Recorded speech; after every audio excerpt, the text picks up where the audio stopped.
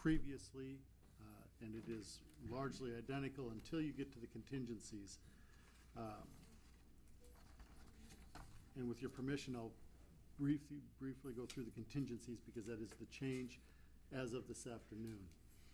Contingency 1, preliminary offer to approval of this offer to buy real estate by the City Council of the City of Independence on or before November, whatever date we put in there. Number 2, final approval by the City Council by appropriate resolution on or before April 1st, 2015 to proceed with the purchase of the property and the terms and conditions set forth herein. Seller acknowledges that the buyer is contemplating development of a portion of the property with a third party. Seller acknowledges that both buyer and said third party will be seeking funding from the Iowa Finance Authority as well as seeking application via the Low-Income Housing Tax Credit application for development and funding. Seller hereby acknowledges that if buyer does not receive approval by itself or through the third party of the Low-Income Housing Tax Credit application, this offer to buy real estate shall become null and void, and seller may dispose of the property at seller's sole discretion. Similarly, if buyer does not provide seller with the final approval of acceptance of this offer to buy real estate on or before April 1st, this offer to buy real estate shall become null and void, and the seller may dispose of the property at seller's sole discretion. That's the caveat. If we do not have a project, we do not have tax increment financing to complete the transaction as we've discussed. And again, the concept of this is built on the city reimbursing up to 50% of the demolition costs for the school in exchange for parcels A and B as defined by the school district. That would exclude the bus barn, to make it simple. But it all hinges on the developer actually consummating a project so that we have a tax base to capture to make this work. The one caveat that I will give you, and I put a call into the developer, I thought I heard in a conversation with him last week that April 1st was a little bit tight on that timeline, so we may have to go back to the school district to modify that closing date based on the conversation there. I haven't heard back yet, but that's the only thing that I have a concern about in this agreement to purchase. Maybe, I know a lot of, most of us know what this development is. Maybe you could explain how this came about, and because we are moving rather quickly, and that's been the only thing I've heard people say is how come we have to go so quickly on this? Maybe you could explain that. Absolutely. Rex Veneer from the Overland Property Group approached us, oh gosh, I don't have the timeline now, 3 or 4 weeks ago, asking if we might have a property or properties in town that were available for an income restricted housing, multifamily housing project. He needs 3 to 5 acres. I mentioned the school property, knowing that there was an open space there. I also directed him to a local real estate agent and said, make sure you talk to them, find out what's in town. He did his background. He came back to me and said, this is the property I'm interested in, referencing the school project. But he was concerned about timing. And he said, we need to have some level of control in order for the tax credit application to have validity when they submit it on December 15th. They have to have control of the property so that doesn't disappear after they put their application in. And why is it moving quickly? Because of the fact that we have 2 elected bodies that are having to come to terms with something that would grant the developer control and still protect all 3 parties. And the focus all the way through here has been, one, help the school district with a challenge that they're facing, make it beneficial for them, protect the city's interest, and take care of the developer's need to have some portion of control viewed at this point to be an option on the property. If the project does not go through or they're not funded, they're probably not wanting to own the property at that point. So it's really trying to protect the interests of all 3 parties simultaneously. So it does look like it's moving fast. no question about it.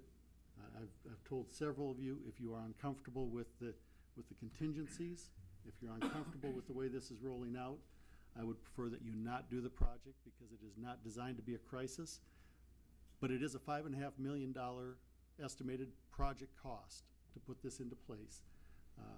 If we use tax increment financing, a portion or most of that value is not realized on the tax rolls on the first year.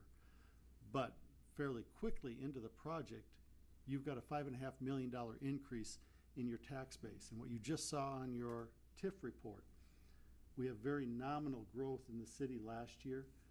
If you put $5.5 million to it, that number would be a little bit higher, I think, than what you saw this year. It's important to all of us because that would expand our tax base and give us more places to spread the tax, the city's property tax over. So why is it important? Because it is an opportunity to expand it quickly. If you don't want to do it this year, there is the option, the developer's option, to try it next year instead. So please don't take it as a crisis. It's not designed to be, but it is designed to give you the opportunity to take advantage of a project here that's in front of us this year. I think one other thing is too, the school district is tearing that building down whether we do this project or not, so they're not dependent upon us to do this. That's but correct. It'll help them. That's correct. This was designed to be a win-win-win proposal. This was never designed to do anything but help all of the people involved. And again, I want to come back to how do I protect all three parties involved? And that's really been the focus of this from the start. I think the key is, as you said, right now we get no property taxes at all from that. And Correct. we're planning on using future property tax as our share for this project, for the tax credits, and also then for reimbursing the school for part of the demolition.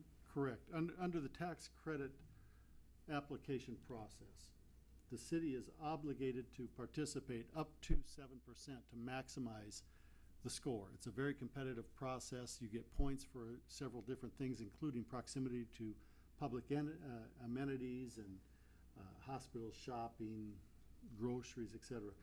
But a big piece of this is the city's participation. Why do we have to come up with 7%? Because we have to have skin in the game for the tax credit application, saying we're committed to it. If we use tax increment financing, it's an increment that we are not taking away, as Larry showed us earlier. We're not taking existing tax base away to do it. We're using a tax base that currently does not exist. So we don't lose any of our general fund tax valuation. We take no current tax dollars out of the system. It's all new tax dollars that we do not have.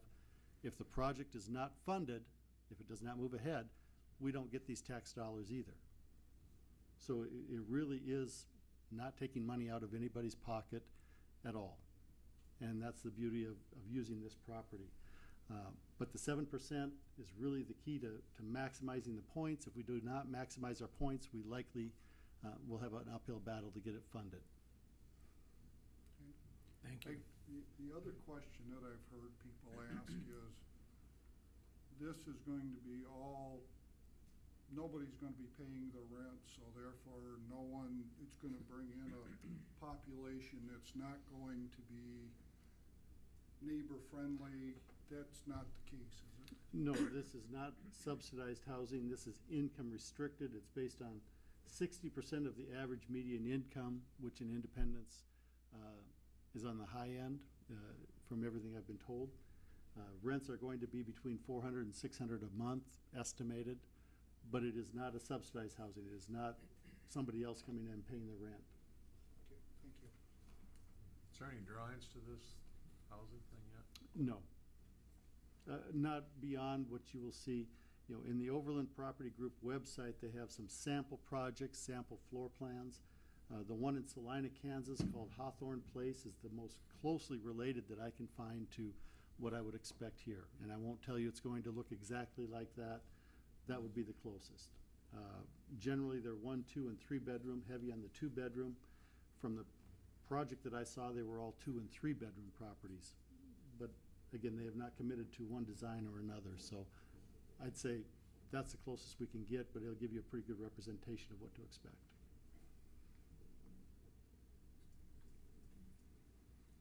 I guess one last thing, it does, don't mean to dominate, but I'm just kind of, since I was involved with some of the meetings, it does give us an opportunity for some property for the pool project yet too, doesn't it? Yes. Did you say pool or school? Pool. Aquatic God, center. I just said that we don't need any more school. Pool. Well, and it also gives us a way to handle that's in the floodplain down below as something that could help the city. Well, it opens up an opportunity for a potential expansion of the RV park. If we wanted to look at that, it gives us an opportunity for the aquatic center. We had talked about some added opportunities for recreation programs at the football field. I think we're currently using them now, but it